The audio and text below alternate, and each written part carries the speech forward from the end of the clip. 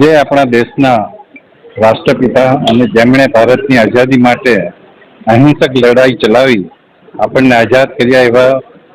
પૂજ્ય મહાત્મા ગાંધીજીની આજે જન્મ જયંતિ છે, 155મો જન્મદિવસ છે। ત્યારે આપણા દેશના યશસ્વી વડાપ્રધાન માનનીય મોદીજીએ 2014માં લાલ કિલ્લા ઉપરથી કીધેલું કે મારે સ્વચ્છ ભારત પૂજ્ય બાપુને અર્પણ કરવું છે।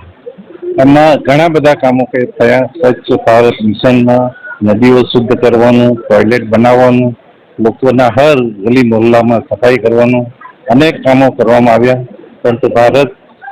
આટલેથી અટકતું નથી અને વિકસિત ભારતની સંકલ્પનામાં જે રીતે આપણે ઘન કચરો પેદા કરીએ છીએ, દૂષિત પાણી પેદા કરીએ છીએ, આ પાણી શુદ્ધ થાય, પાણીનો સ્ત્રોત બગડે નહીં એટલા માટે આ પાણીનો ફરીથી રીયુઝ કરીએ, આવા અનેક આયામો સાથે મોદીજીએ જે રીતે સ્વચ્છ ભારત મિશનની કલ્પના કરી, આજે વલસાડ જિલ્લાનો જે જિલ્લા કક્ષાનો પ્રોગ્રામ થયો એમાં લોકસભા મંડળશ્રી અને અમારા યુવા સાંસદ સભ્ય ધવલભાઈ પટેલ, જિલ્લા કલેક્ટરશ્રી અને ડીડીઓશ્રી અને સાથી ધારાસભ્ય ભરતભાઈ, જિલ્લા પંચાયત પ્રમુખ મનહરભાઈ સાથે ખાસ કરીને મીડિયા કર્મીઓને પણ અભિનંદન આપીશ કે આપે સતત આ કાર્યનું મોનિટર કરીને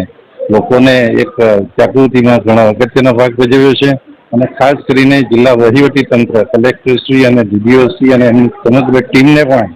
અભિનંદન આપીશ કે આજે આખા વલસાડ જિલ્લામાં દરેક ગ્રામ પંચાયત, ઔદ્યોગિક નગરો,